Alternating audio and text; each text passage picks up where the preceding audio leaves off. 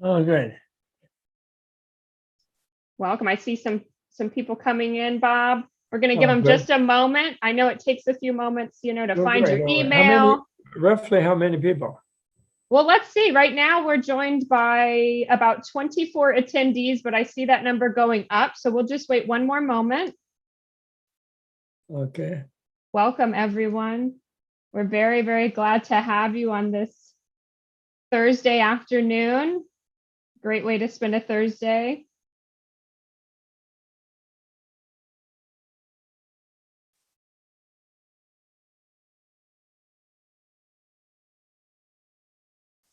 Welcome. I see more people joining us. We are now also joined by our social media channel. So I want to welcome everyone who might be watching on Facebook or maybe YouTube. We're going to get started in just one You moment. expanded, you have those two outlets. So that's great. We do, yeah, Bob. We'll have this shared on YouTube, on Facebook, on Twitter, and Twitch. So we like to try to be as inclusive and really spread this out to as many as we can. Great.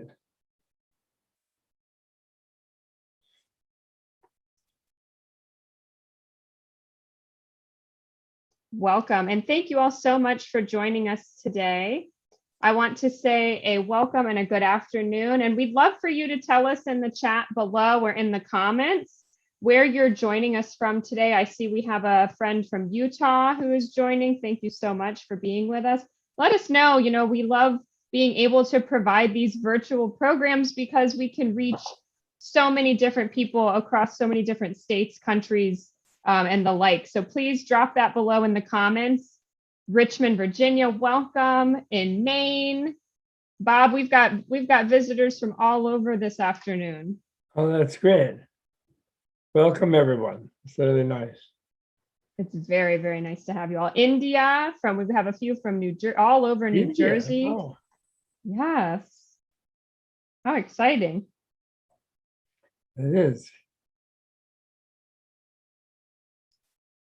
Excellent, and welcome everyone. So I would like to start off by saying good afternoon. My name is Megan Douglas, and I am the manager of public programs here at the Newark Museum of Art in Newark, New Jersey. And I'm very excited today to be introducing our speaker for our Kevin Shanley Tibetan Art Lecture. And I want to start off by recognizing our generous sponsors for this program. We are so very grateful to the Victoria Foundation, who makes this program possible for us each year. So thank you so much for being with us. Thank you to the Victoria Foundation for sponsoring this. And today we have the honor of being joined by Robert Thurman. And I want to give you just a little insight into Robert. He is a recognized worldwide authority on mind science, spirituality, Asian history, philosophy, Tibetan Buddhism, and His Holiness the Dalai Lama. He's an author. He is a professor emeritus of Buddhicological Studies. Tell me if I say that right, Robert. And was ordained in a former life. He was ordained as a Buddhist monk, which he might share more about that with us later.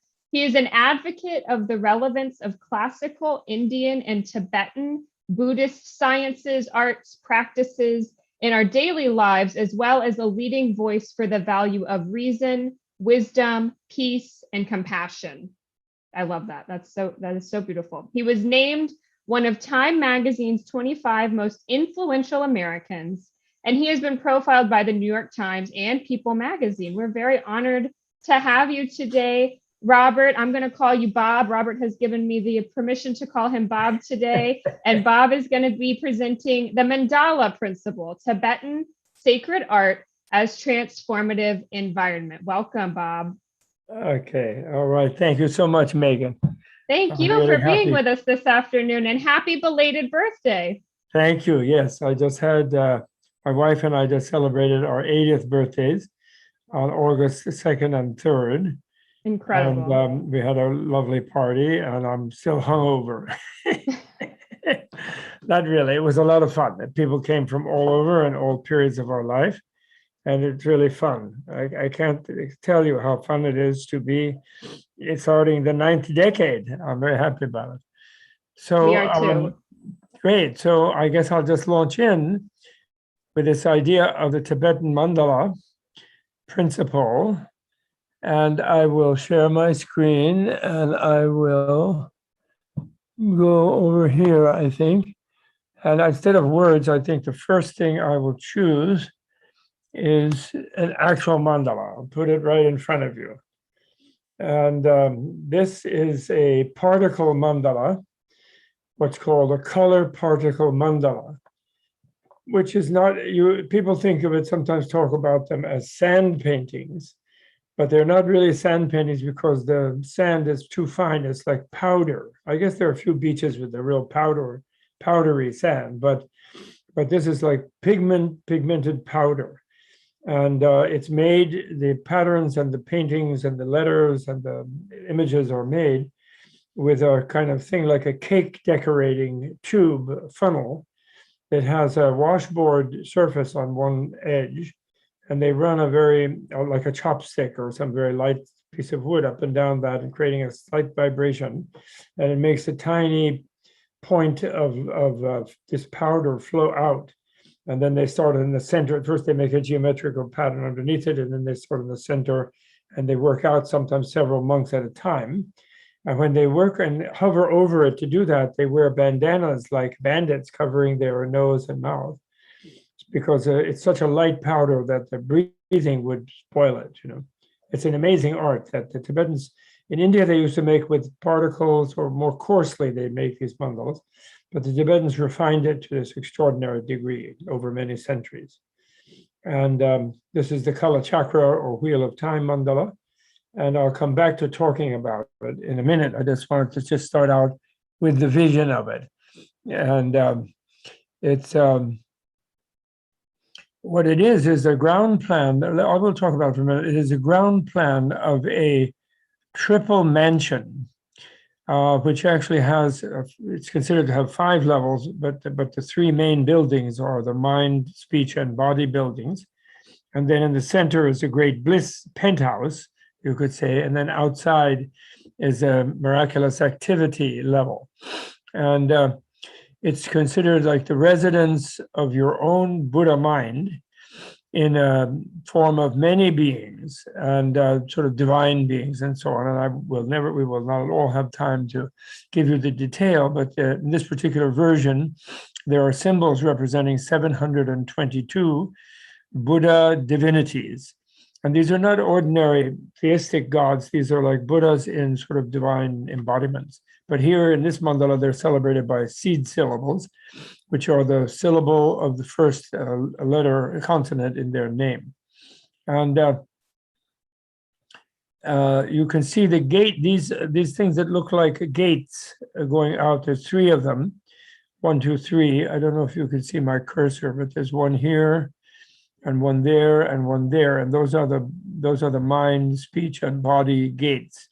And just sort of the idea is you go into the mandala in an initiatory way, and one after another you go around in the body mandala, then in the speech mandala, then into the mind mandala in the center, and then finally the bliss mandala, where you then take up residence as a deity for a certain type of meditation. And this is, of course, all entirely an imaginative process that is a kind of an advanced yoga, which I will try to explain a bit more.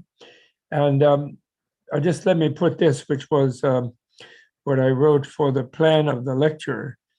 So I just will follow this in some remarks myself before I do. Maybe I should unshare, should I? So you can see me talking. Would you rather that I do that or leave? Yeah, I think I'll unshare. Totally up to you. And oh no, I don't know. I don't see the upper unshare thing. I don't see it for some reason. Okay, never mind. I'll just go like that. So the mandala means vital essence protecting environment. The underlying idea, so that's what mandala means. And it's we're used to seeing, you're probably used to seeing in paintings, 2-dimensional on a flat surface. And what I showed you was also on a flat surface, but it was on a table. And it was also 2-dimensional.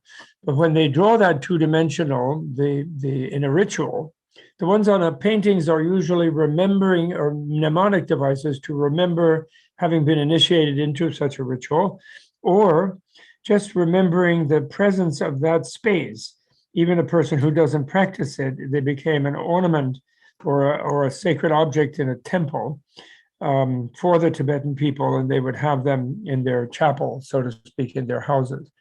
And it would be like a backdrop in their life, in a sense, or like the chapel. I'm in the Newark chapel virtually that you see behind me, the Tibetan chapel. They beautifully reconstructed there in the Newark Museum to give a flavor of the Tibetan type of worship. And then Megan actually has a backdrop of a mandala. So that's a Megan mandala right now, and she's in the center of that mandala. And why I say center is because although it's a flat painting, the flat mandalas, two-dimensional ones, are blueprints or ground plans of a three-dimensional building. And when you use a mandala meditatively, you are in a palace kind of mansion, or what they call a measureless mansion, and which has a very elaborate description, which you memorize if you're a yogi or a yogini who is practicing that. And you learn to create sort of like a virtual environment. You know how you're sitting in your own room now in front of your screens, those of you who are with us by the miracle mandala of Zoom. And when you came in the room, you looked at the windows and the curtains and the things on the tables and your chair and everything. And it was, you set it up whatever way. And then you sort of forget that you're in the space. But the nature of the room is such that it affects your consciousness. Like, which architects are aware of, the height of the ceiling, the moldings and the ornaments in it and so on, paintings on the wall, furniture, rugs, and so on. And so what a mandala is a sort of super designed environment like that you can more or less usually only enter by imagination, where you feel you're in a virtual, very kind of exalting space, a protected, safe, and beautiful space in which you feel able to bring out a certain kind of sense of security, a sense of contentment, a sense of peace, and appreciation of life and so forth, and a feeling of well-being to kind of bubble up in your heart and so on. And it's a systematic meditation of doing like that. And it has a lot of other components, which I might or might not get around to, but we'll see. So that's actually what it is. And as I say in this sentence, so that sort of mandala means a vital essence. The underlying idea, as I say here, is that our vital essence, which you could call your mind, your deep mind, your heart, even your soul. People are not used to using the word soul with Buddhism, because Buddhism was wrongly popularized since the 19th century as being a soulless religion, and selfless religion, etc., in a sort of technical sense. And that's because there's some Buddhist teaching that negates any idea about the self, that there's a fixed thing that never changes. It's kind of an absolute entity that's sort of self-subsisting and intrinsically real, inherently existent, that never changes and is like the core of your being as a fixed thing, not a relative thing like your body is, with your organs, your heart beating, your lungs working, etc., your blood circulating, etc. Nothing like that, not a process, but a fixed thing. And that the Buddha rejected, because he rejected, his insight was that all relative things do not have an essence or core of some unchanging non-relative thing, even though we tend to project such a thing into them. But there's no such thing. In other words, relative is totally relative. And relative is empty of any non-relative core component or any kind of component. And so that's why there are expressions like soullessness, selflessness, thinglessness, etc., negations, because they are in texts which are guiding a meditation where you analyze different things, even handlessness. Like if you analyze your hand, you try to find something that's the intrinsic hand inside the complex of skin and bones and ligaments and tendons and fingers and thumb and so on. And there's no other thing than hand than just all of those parts all taken together. And even that can change. You can lose a part, you can lose a finger or something in an accident, you still have a hand, And at a certain point, you might, if it's cut off at the wrist, you wouldn't call it a hand. but that's because all the parts are gone. So it's those teachings guide the kind of meditative thought experiment where you see through the human habit of projecting a fixed reality into relative realities. And of course, the most important of those is your own self. So, because the core of a certain exaggerated degree of self-centeredness in Buddha's psychological science has to do with the assumption of a sort of absolute self core, rather than you as, I mean, in a way, if you use absolute only as a kind of emphasis word, that's okay. You could say everybody's absolutely there, like we said, absolutely like a cup of tea. But if you use absolute in a technical sense, meaning non-relative, then it's meaningless to say a relative thing has an absolute core, because if it was absolute, it couldn't relate to the relative, if you follow me. It's sort of very simple reasoning like that, but they repeat it a lot in the Buddha's text because they're trying to help us overcome our habit of projecting such essences into things, which make us feel stuck in whatever way we habitually experience the world, as if it can only be that way as we have habitually see it. So we can discover new dimensions of the world and of life. And actually, we can release our full commitment to relatedness is really the purpose of it. And once you have a full commitment to relatedness, you want to relate to things and make them better, because you don't want to relate to unpleasant things and you don't want to be an unpleasant thing to relate to. So once there's no escape from relating, you become an expert at relating. As one famous Zen master famously said, he said, oh, everything is perfect, of course, but there's always a little room for improvement. Anyway, so that's what that is. Okay, so the essence that is protected, or the environment of it in the mandala, is a mandala. That's what it means. Manda means essence. And so it really, so all of these things are fields, infinitely interrelative with countless other fields of life in space and time. And thus, the more we become conscious, the more we become conscious of how we co-create our environment, the better able are we to transform our sense of being by transforming the world around us. Now, this to understand this sentence takes a little technical explanation, meaning, because we think when we look at like a picture on the wall, we sort of feel, well, that's really the picture over there on the wall. So we're just touching something that sort of exists all by itself. Again, we project an essential substance to the thing on the wall rather than realizing it as a related thing. And we don't even think about, of course, physics analysis of the wall itself as a bunch of atoms. And the atoms are mostly just a little nucleus and some electrons zipping around in it, mostly empty space. And then even the quantum people will tell us that the electron and the nucleus are themselves little particles zipping around. And then finally they end up telling us that they can't really pinpoint what it is. They can only kind of interact with it as best they could. They can only surf the subatomic and atomic level of reality. But we then attribute to it a very big stability, and we feel it's sort of over there, and it's there-ness, it's by itself. But from Buddhist psychological point of view, the reason I recognize the painting is I have an idea of a painting.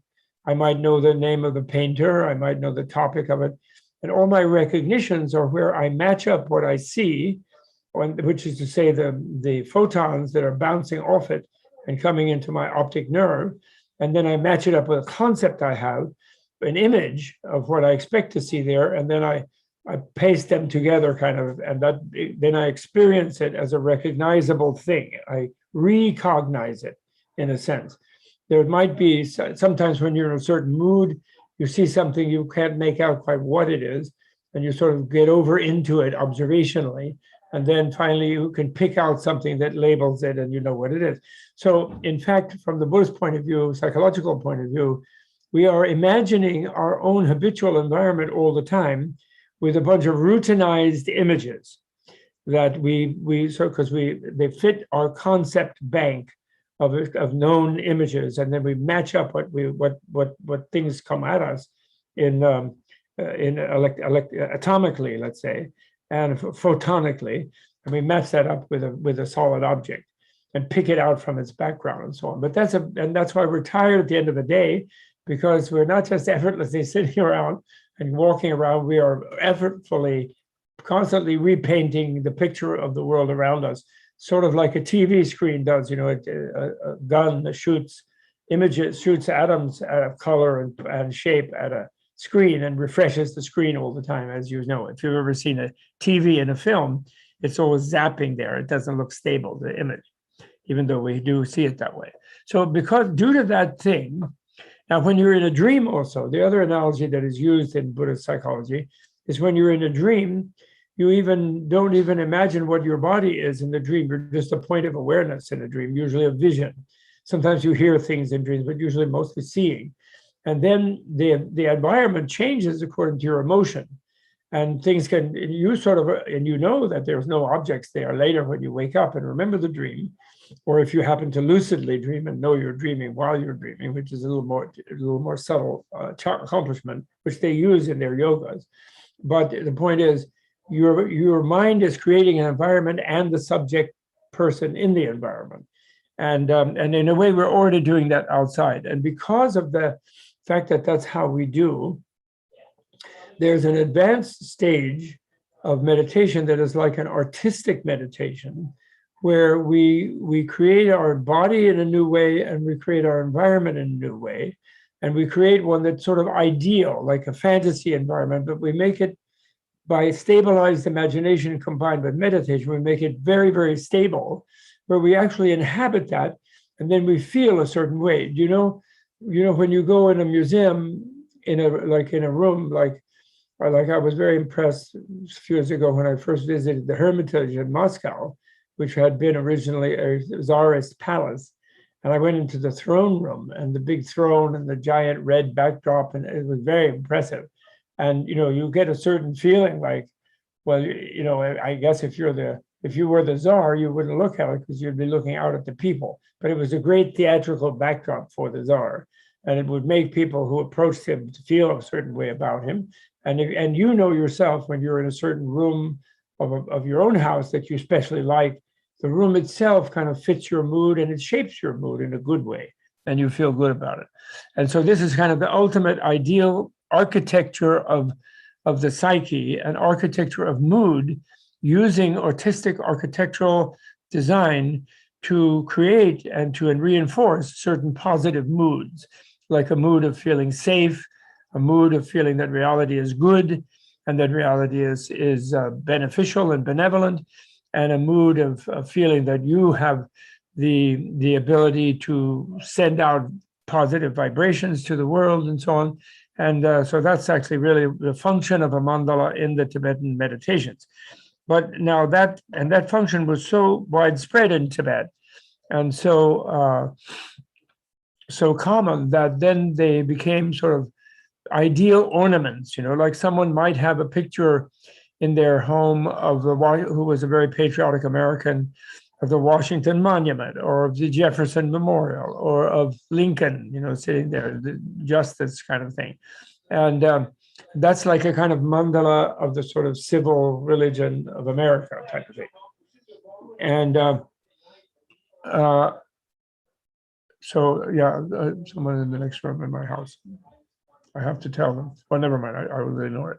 So I don't know if you're picking it up the microphone, but somebody forgot. It's not too loud, Bob. We're good. Okay. If you have questions, go ahead and drop those in the Q&A below or in the comments. I'm going to put a little note. That's the main principle.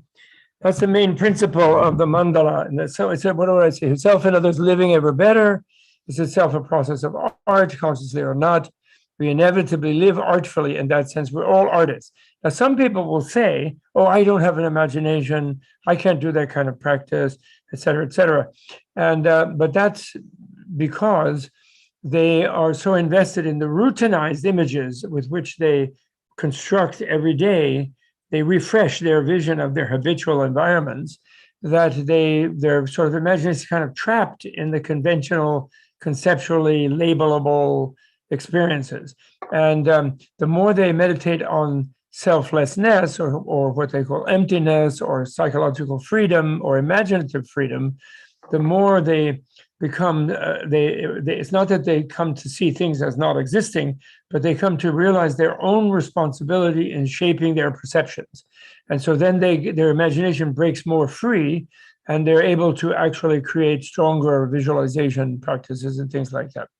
To learn about the Mandala traditions of India and Tibet is to encounter an extraordinary set of templates for ideal environments for bringing out the best of the self in relationship to others. In this, and we're taking a peek at that. Okay, and then I think I won't go into history because I'm conscious of the shortness of time. And but the thing about why Tibetan culture is so extraordinary in the history of Buddhism is that Tibet, before Buddhism reached there, approximately the 6th and 7th centuries, same time it reached Japan from China, actually, and Korea. It came from India to Tibet. And the Tibetans at that time were conquerors and rather violent people. You know, nobody could beat them up. They even beat up the Harun al-Rashid, you know, the Caliph of Baghdad, the conquering Muslim armies in Persia and in places like Afghanistan and near parts of what is now Pakistan. And they had battles with them and they beat them. And they were very tough, the Tibetans. And so it took them time when they encountered this new way of being, where it became more important to conquer your own negative aspects of your life and to find the sort of paradise of the earth and of being a human being on the earth when you live with love and you enjoy beauty and happiness and so on. They really cheered up a lot over the centuries. And then they sort of reimagined their culture in an amazing way. And it took about 400 or 500 years.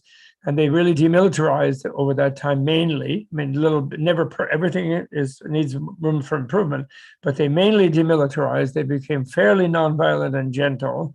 And they had a vision of Buddha, contrary to most of the Buddhist cultures, where what I call Buddhism is countercultural, like where there's still a mainstream army and a king, and sort of people are dragooned into productive life sort of by force, by a collective force. Well, contrary to that, when Buddhism became mainstream, there was no military.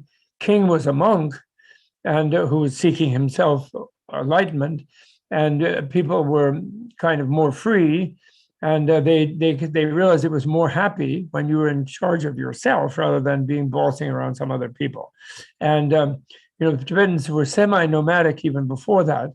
And nomadic people tend to be a little more free. And by the way, the women tend to be a little more powerful in the nomadic thing because they're so central to survival. And they are everywhere, but it's more overt, let's say, in a nomadic community. And so the Tibetans really gravitated to this idea of freedom. And they got the idea that the Buddhas are everywhere in the world and all around them. And so they got the idea the whole country became a kind of mandala. And they felt it was their job to preserve this marvelous teaching of how to truly flower as a human being. And they didn't need technology for that, or they had a technology of inner development, which they inherited from the great universities of India. So that's enough about that history. So now let's see. Oh yeah, back to this mandala. Now this is the same mandala, but in a central vision. And you can see it has like a kind of sense of depth when you see it as a two-dimensional thing. But really, this is a three-dimensional space where you can feel your own dignity and your own security and your own pleasure and blissfulness and contentment and peacefulness. And it's really quite a even as an external object, it's quite a marvelous thing. And there's another one that's a more simplified version of the same thing. And these are all modern productions by Tibetan monks with their marvelous painting method. And I thought it was important for you to see them before we look at a couple of art. And oh yeah, there I'm not going to have time to do that. Here's one of the nice mandalas. I think it's the same one that is the Megan mandala today. Behind Megan there, that her backdrop is the photo of the central part of it. But you know, this is more like an ornament in a temple or even in a home chapel. And this artist is remembering the initiatory ceremony of feeling that they are inducted into the center of this palace, of this, and even it's you could say even an alternative universe within the circle. It's actually a sphere, and there's elements of wind, water, earth, wind, water, earth, fire. Wind, water, fire, earth, and the central one is earth. And then the garden of a kind of planet or a different universe, and then the palace within that, where then you can come and preside, and then all kinds of your whole community around you, which you both is you and also is them. So there's a kind of oneness or communion in the community. And there are different male deities, female deities, and fierce ones and peaceful ones, and so on. And then around it are the teachers who represent the lineage of teaching, keeping the meditative tradition of this alive. And the artists actually usually are not depicted in the painting. The artists are anonymous. And then the paintings are not just a sort of abstract expressionists. They fit very prescribed geometric patterns because they're creating this sort of ideal thing. And in fact, the building reflects the way the nervous system is supposed to be structured. The nervous complex of the brain and the vagus system going up and down in front of the spine, and so on. And so it's very technical and neuroscientific, I would say, the tradition that connects to it, but we won't have time to go into that.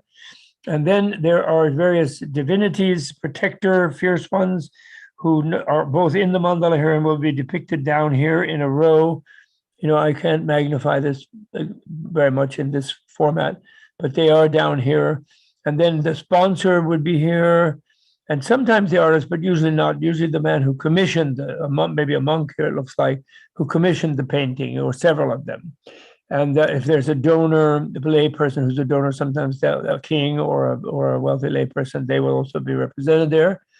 And then around here are little protectors, and then the teachers who have brought the lineage to the community and kept it alive, who are like ancestors, spiritual, but not family or blood ancestors, or as the Tibetans would say, blood and bone ancestors, but rather spiritual ancestors, because the person who's initiated there develops as sort of born again in a new family of enlightened bodhisattva beings. Bodhisattva meaning someone who is seeking enlightenment. They're devoted their life to attaining that.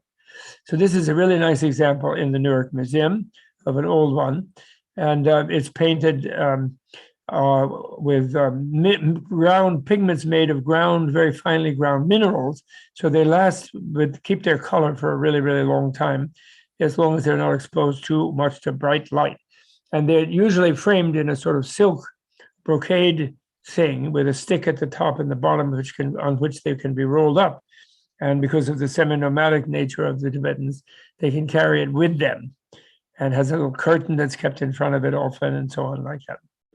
So here's another one in the Newark Museum, which is a symbol one, and which has symbols of different deities. The wheel is Vairocha, or when we say deity, we mean Buddhas in divine type of embodiments. And they're none of them creator. Buddhists don't believe that any one of them is to blame or gets the credit, but they all work together with us, and we co-create. All of us co-create the universe together, is the idea. And even there's a marvelous, in Buddhist literature in India, there's marvelous ones where the one who in his time, Brahma, who is considered the creator, he gets the chance in one of the recorded meetings with the seekers to say that, well, he's a big one, and he's very much in charge of a lot of things and very powerful, and he's very benevolently disposed to everyone, but he lives in a high heaven, but he is not the creator at the beginning. And he commissions the Buddha to inform the beings of that story, because he says he doesn't mind being worshipped when beings are happy and things are going well. And when they have horrible things happen to them, he doesn't want to be blamed. It's not his fault. He wants people to know that. And he's a really wonderful figure in the Buddhist literature. People say Buddhists are atheistic, but that's not correct. It's just they are not creator monotheistic. and they are a little bit polytheistic in the sense there are many different types of gods and many gods, but there's no one who's a sort of mega absolute total thing. They would disagree with that. There is an energy, a reality that's called clear light of freedom or clear light of emptiness, or that is an infinite energy. In other words, the deepest fabric of the universe is not an empty null space or a nothingness.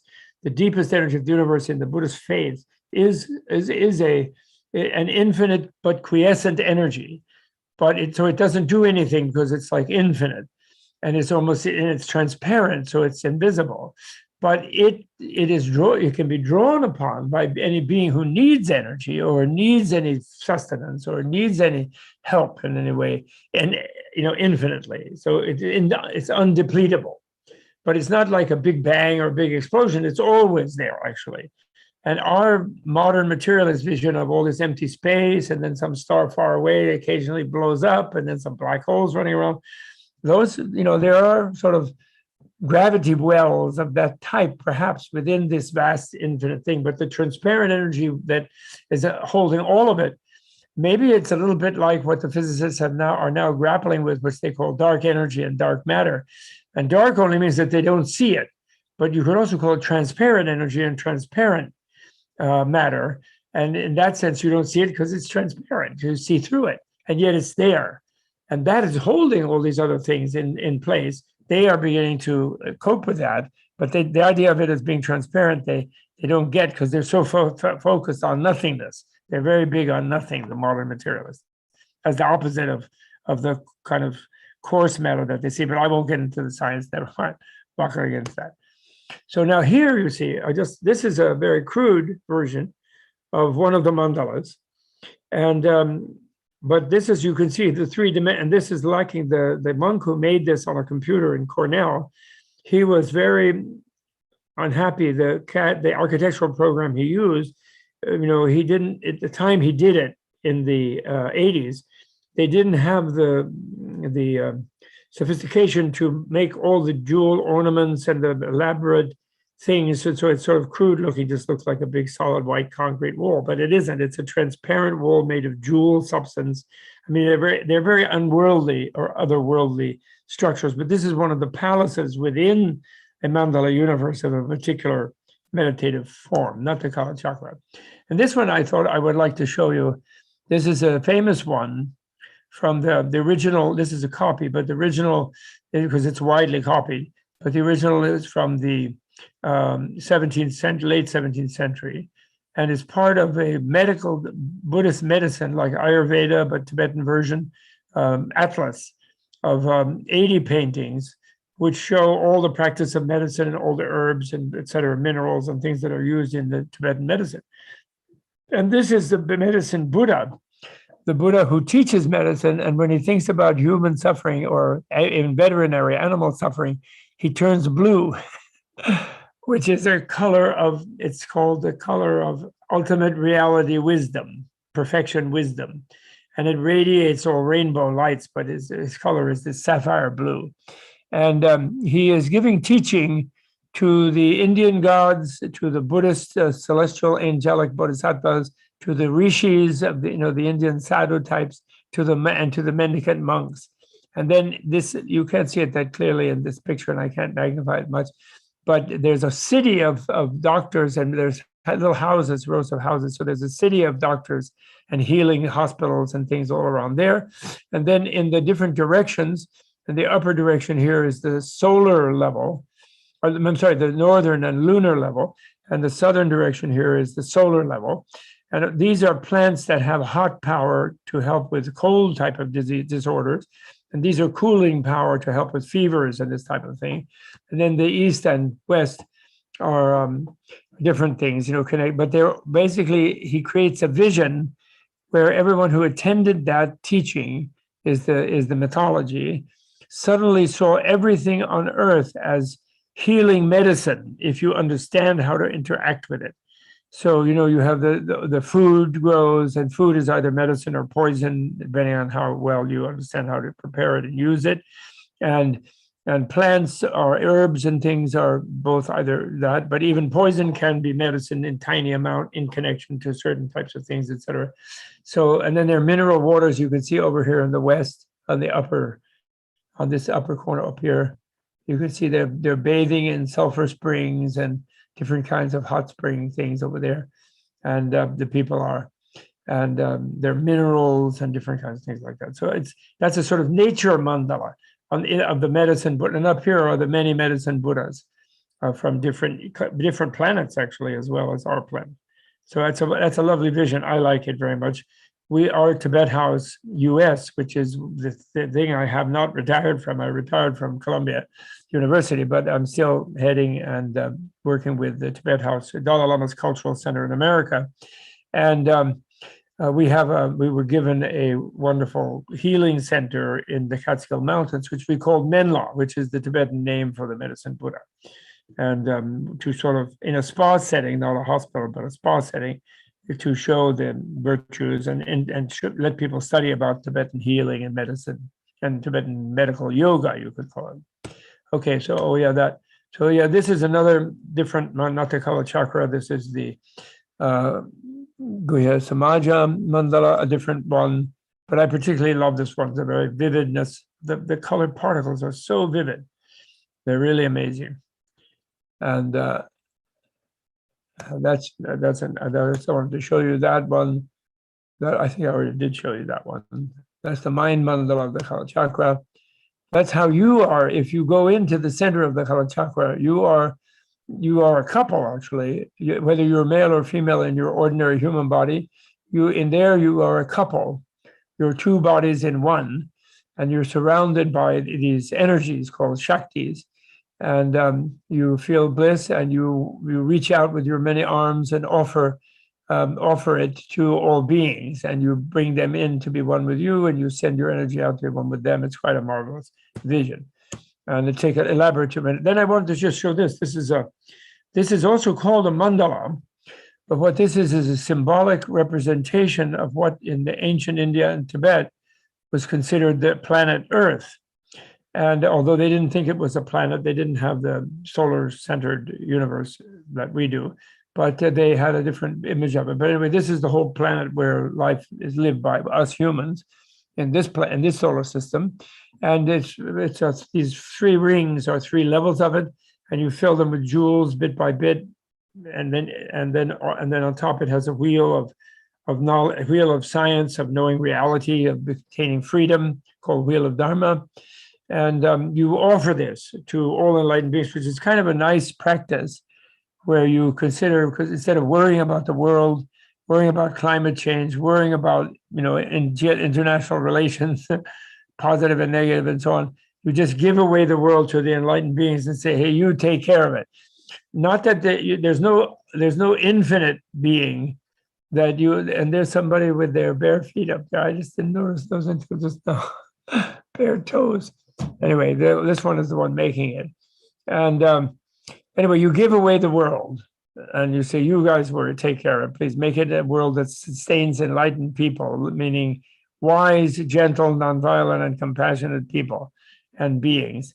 And that's, since you're enlightened, you should be better at that than me. That's what it gives you that feeling.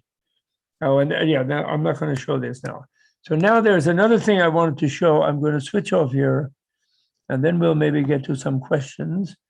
So I'm going to switch off here and then I'm going to share again. And I'm going to this very nice team at Cornell made it. And just want to show you how the two-dimensional becomes a three-dimensional. It's quite marvelous. And you know what? Sometimes a picture is worth 1,000 words. So here goes. So, but it's only a couple minutes. And these are the folks who made it, who are computer science people. But in Cornell, they have an important monastery nearby, and they work with the monks. And this one they did back when His Holiness visited there some time back.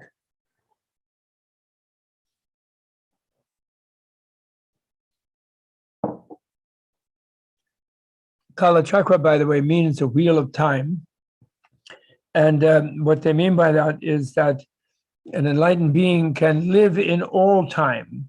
And they think of time as beginningless and endless. So time also, like space and like three-dimensional space, the fourth dimension can be shaped to create an optimal evolutionary situation for beings to evolve to being the Buddhas, enlightened, loving, happy being. Okay, now he's going to show these are the different levels of the mandala, which they will show, and that's showing from the two-dimensional one there. Okay, let's just watch this. Okay, through visualization makes it sound easy. Now there's a version of the. Now watch it comes apart. It stands up. You see the gates. Isn't that cute? And then there's like a garden that's kind of truncated around outside. And now they're going to show this. There is a chanting that goes with it. For some reason, it's not being picked up. I don't know why. Never mind. Just as well, so I can talk. So then, yeah, they have these lotus, moon, sun, and that's Rahu is the eclipse, and Kalagni is the infinite, close to the infinite clear light energy. And then this is a Vajra, which is like a symbol of a thunderbolt and also a symbol of compassion. And those two, the blue one represents the male, when you are, if you were imagining yourself as the central deity, central Buddha, and then the female, which is also you, because you are also the female, even if you're male in your normal body. And the golden one is her, she's the golden one. And she's unique in this particular tantra. Then the 8 energies are around there, and they're symbolized just by those little balls, because it's a limited computer time, you know. And then they're identifying the different energies. They connect to ethical disciplines and things: generosity, morality, tolerance, creativity, concentrative ability, and wisdom. Then there are some objects that are in the building, and it goes there. And then they're going to build it up. Hold on, you're going to see there are going to be some pillars. The architect is going to put them in a minute. Okay, well, that was the Great Bliss Mandala. And now the Wisdom Mandala connected to the Great Bliss one is coming. Starts again there. Then you begin to see that one. Then some pillars will come up, 16 pillars, symbolizing the 16 freedoms. Then some beams.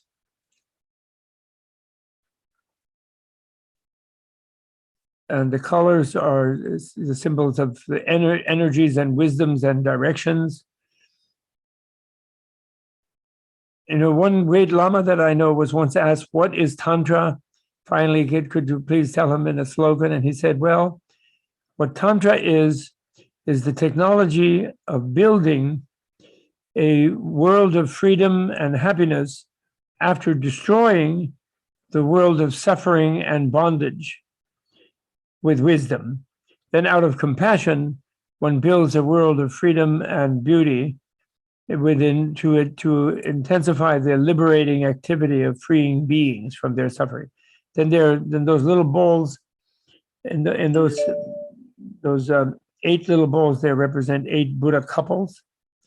Now we come to the mind mandala.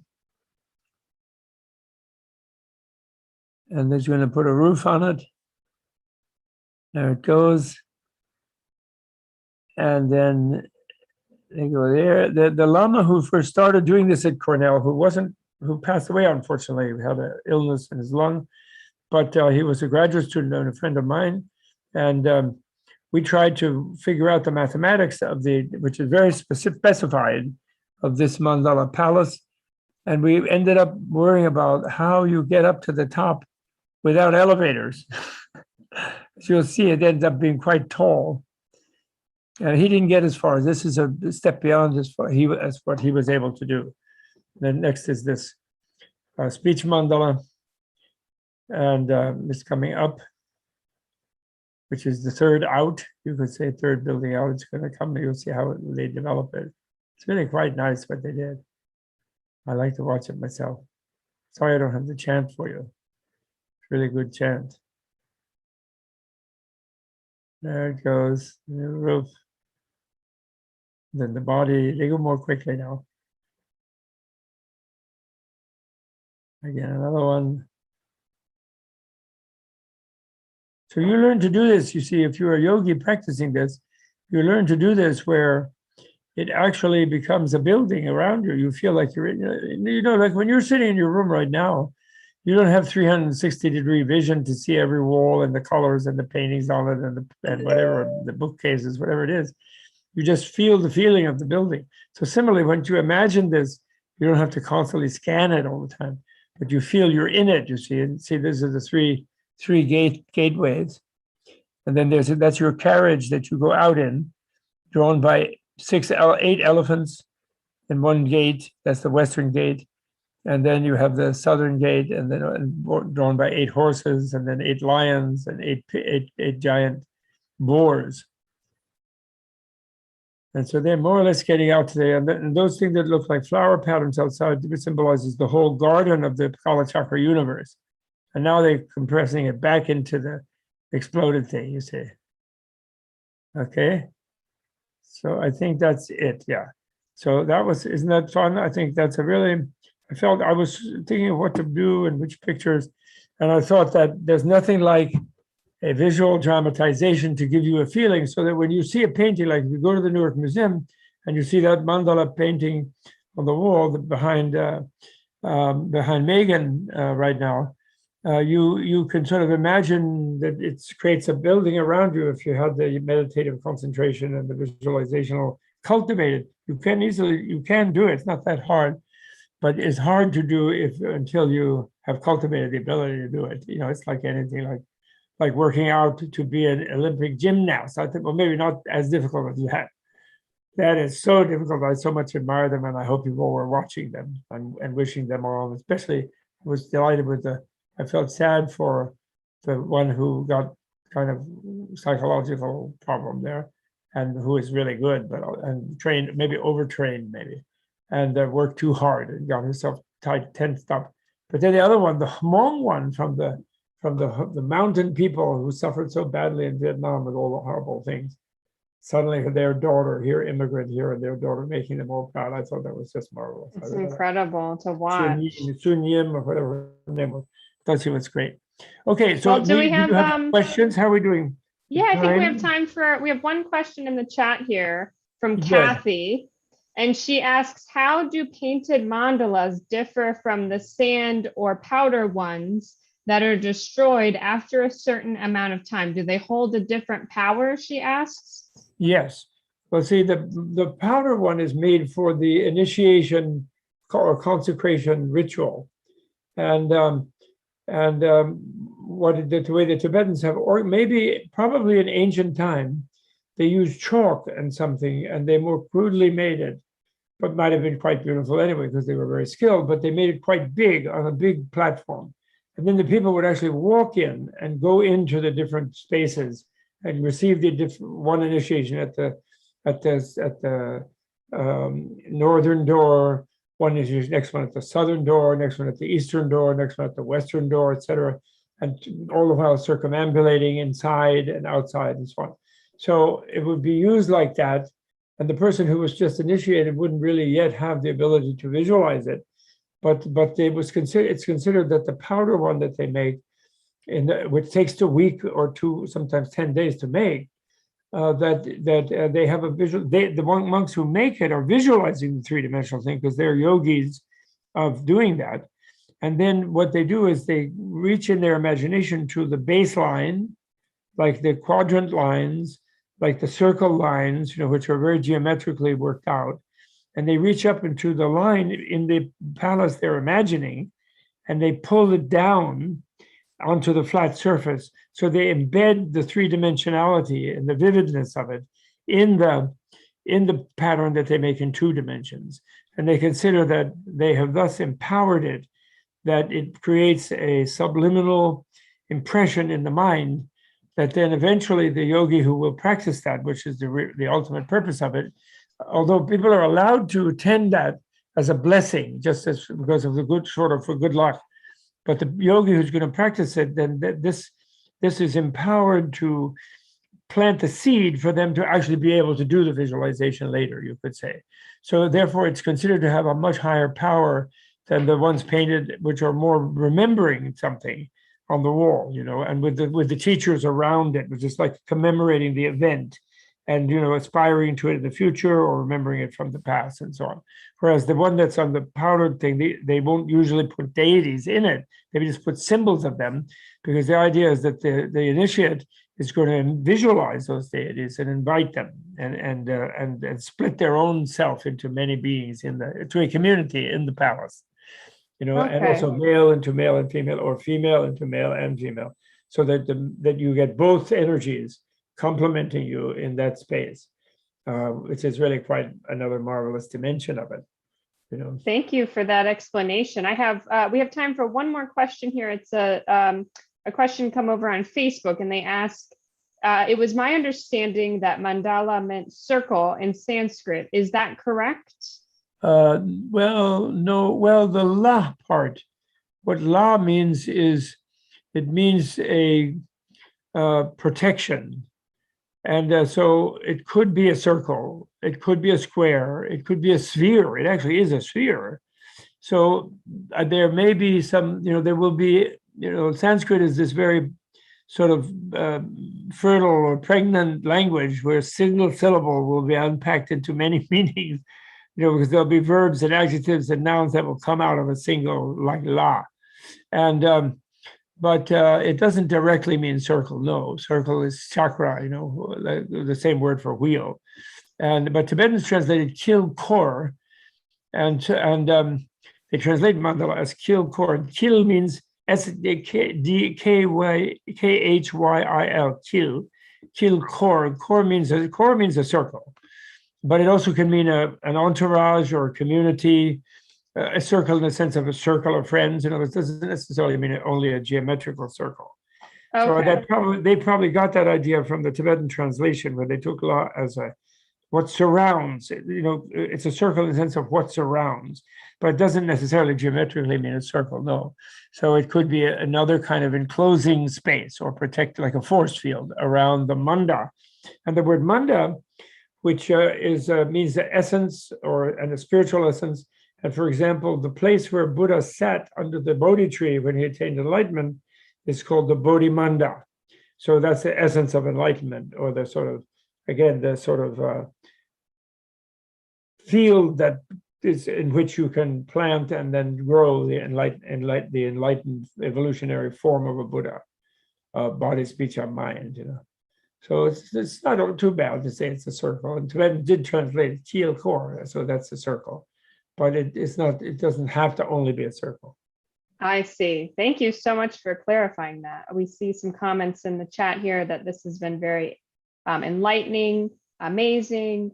Thank you so much for elaborating. I want to thank you, Bob, for being with us this afternoon. My pleasure. I have one reminder for everyone that if you enjoyed Bob's talk and you enjoyed learning about these mandalas, please don't forget the Newark Museum of Art. We are now reopened. And so you can come see us. I've put a link to grab a timed ticket in the chat there. If you want to come see more mandalas, please come, and you can visit also the altar that Bob is sitting in front of today and see more of what he's been talking about. We have really enjoyed having you on this talk, Bob, and it sounds like we may need to there's so much to discuss. We might need to do a follow-up, especially I know. Talking about science a lot. We've got a lot of science we could pull in as well. Yes. Well, I just wanted to share that I usually give a talk like this over 2 hours. And so I was trying to fit it in a short time. It went really quickly. I'm sorry. No, thank you so much for condensing it down for us. And I wish we had 2 full hours to share with you. Yes, if people are fascinated, there is a wonderful book I did with Denise Leidy, which is, I hope it's not out of print. It was some time ago. We did a show at Asia Society on the mandala. And there's a book called Mandala, The Architecture of Enlightenment by Denise Leidy and me. And it should be available in libraries. You might find it, or somewhere, It's a little bit out of print, I think. But if you go on my website, you'll find another books on Tibetan art where you can find out more details and more things like that. bobthurman.com. Incredible. Tibet And House, .us, these kind of things. I Okay. see here we have a link to your podcast, because you do have a free podcast that you do as well that our visitors could enjoy. I do lots of podcasts. That's right. You can find them on the website. I have a new book actually that came out on my 80th birthday, which is a lot of fun, and I recommend to people. Its original working title was Buddhas Have More Fun. But not Buddhists, notice, Buddhas only, enlightened, which mean enlightened people who don't necessarily have to be Buddhists. And but now the title is Wisdom is Bliss, and then subtitle is 4 Friendly Fun Facts That Can Change Your Life. Wonderful. So it's a popular kind of type of book, and you might enjoy it. It's supposed to be cheer you up. If it doesn't cheer you up, then send it back, and I'll give you your money back. Oh my goodness. Look at that guarantee that you're getting from the author himself. Okay. I love All that. right. Thank you, Bob, for sharing your insights with us this afternoon. I want to thank again the Victoria Foundation for their support of our Kevin Shanley Tibetan art lecture, as well as the New Jersey Council for the Thank you, Megan, Humanities. for arranging everything and taking care Well, of it. thank you, so Bob. much, Megan. It's been Megan great. Douglas. It's been a pleasure to work with you. I imagine we will do more together. I want to thank all of our viewers on Zoom, on Facebook, on Instagram, any of our social media channels. And I also want to thank you all for supporting the museum. Please don't forget about membership. We cannot do this without your support. Thank you so much, Bob, and I hope you have an incredible afternoon. Okay, good. All right, take care. All right, take care and have a great day.